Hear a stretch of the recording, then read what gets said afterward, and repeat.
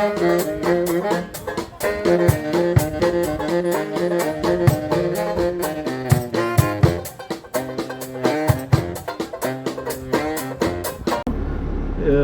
vais surtout vous parler d'un point de vue anecdotique sur la construction du port de La Rochelle.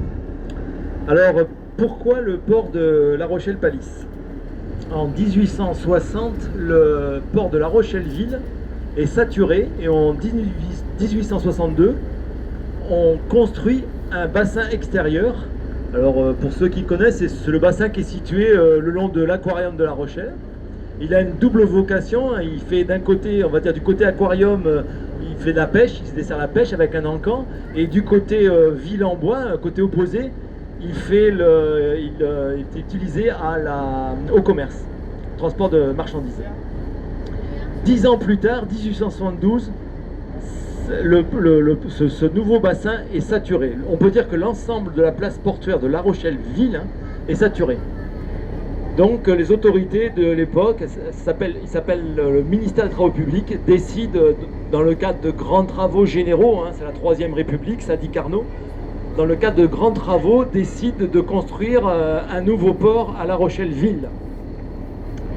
Donc il y a plusieurs projets, et notamment un projet, on va dire, parallèle au bassin des chalutiers, au bassin extérieur, qui serait situé au niveau de la médiathèque Michel Crépeau, on va dire, pour vous situer.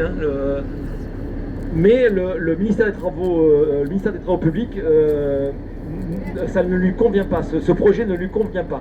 Donc il délègue sur place un ingénieur de très haut niveau, de premier rang, Anatole Bouquet de la Grille, qui, après une étude méticuleuse du trait de côte, propose une version alternative.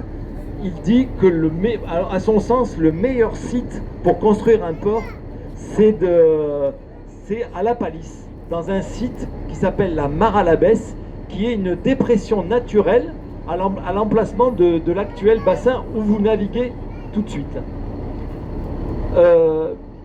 Donc, en fait, cette version est retenue et on se dit a posteriori que, fort heureusement, parce que avoir un port industriel juste à proximité du vieux port de La Rochelle, ça aurait donné une autre allure à la ville.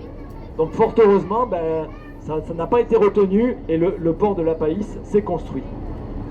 La question, c'est comment, en 1880-1890, on construit un port? Eh bien, tout simplement, on va construire des digues à l'extérieur de l'avant-port.